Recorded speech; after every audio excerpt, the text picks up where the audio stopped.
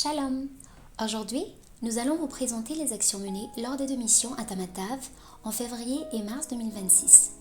Ces missions étaient organisées dans le cadre d'une campagne d'aide pour les sinistrés du cyclone Gisani en partenariat avec différentes associations.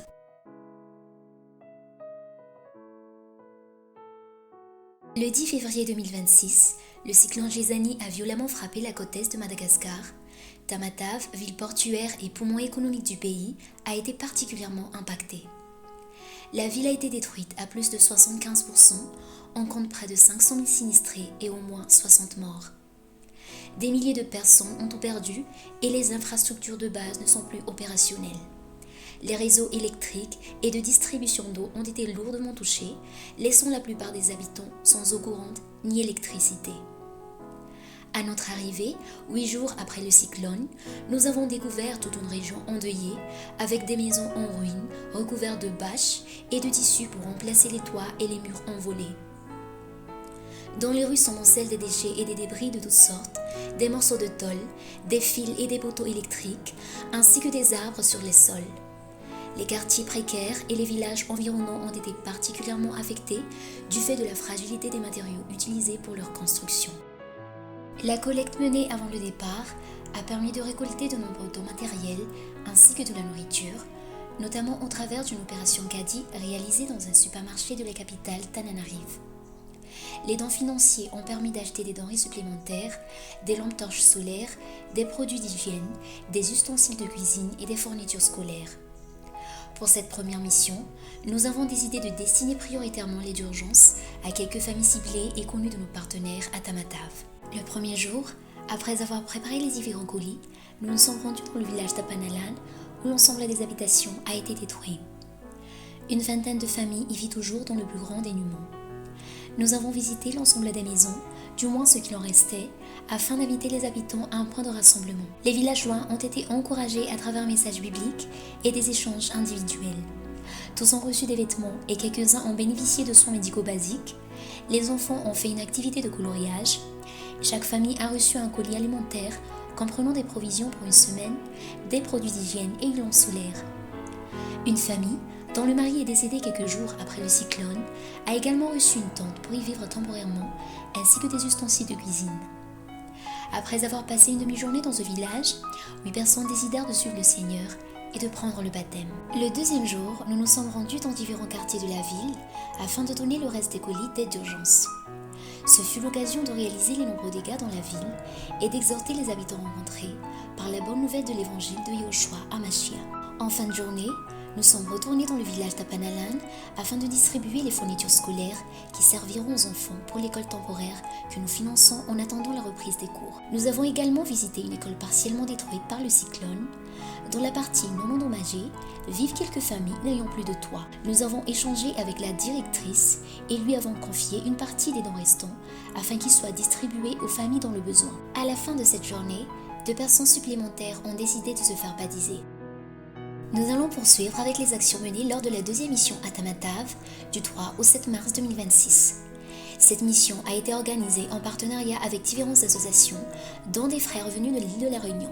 Pour cette deuxième mission, nous avons poursuivi l'aide d'urgence aux familles déjà ciblées, tout en incluant de nouvelles familles dans les villages visités lors de la mission précédente.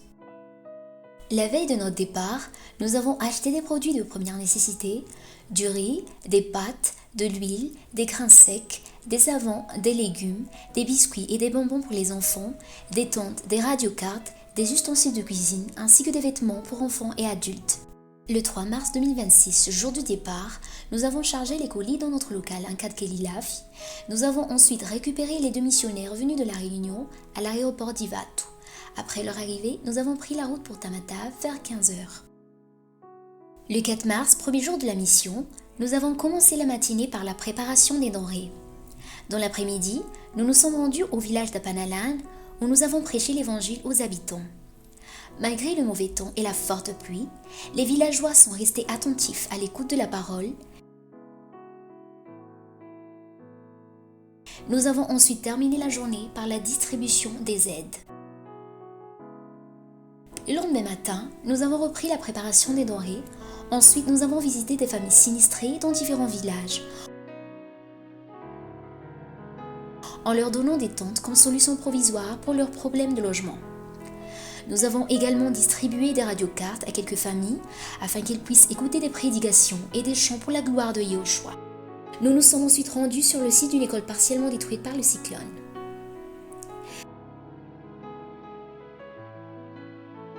À la fin de la journée, nous avons passé un temps d'enseignement biblique avec les frères et sœurs. Au total, 18 personnes ont choisi de se faire baptiser pendant la mission.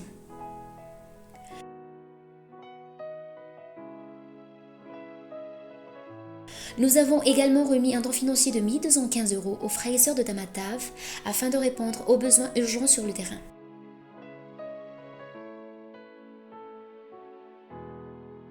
Voici les prochaines étapes décidées pour la suite.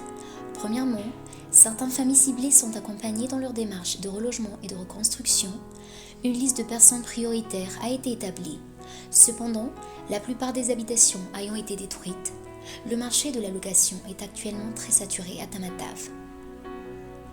Ensuite, certaines familles bénéficient d'un programme d'autonomisation financière. Par exemple, du matériel a été acheté pour une femme qui tenait une petite gargote mais qui avait perdu tout son équipement volé après le cyclone. Si le Seigneur le permet, nous développerons également un partenariat avec l'école visitée en fournissant davantage de produits de première nécessité et en contribuant financièrement à la reconstruction des salles de classe détruites. Pour information, 3 fois par semaine, l'école offre gratuitement des goûters aux enfants pendant les cours. Enfin, d'autres missions continueront d'être organisées afin d'apporter une aide à moyen et à long terme, notamment par l'envoi régulier de missionnaires pour l'enseignement et l'édification, ainsi que par l'envoi de colis, comme par exemple les médicaments, les vêtements, les produits de première nécessité, etc.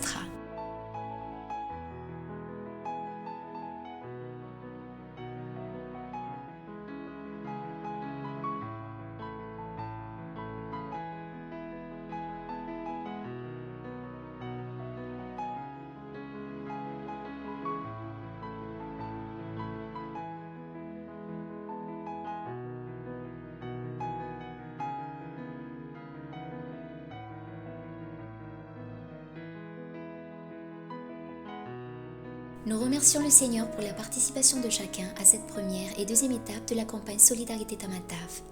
Nous croyons qu'en travaillant ensemble, il est possible de faire une différence dans la vie de ceux qui ont le plus besoin.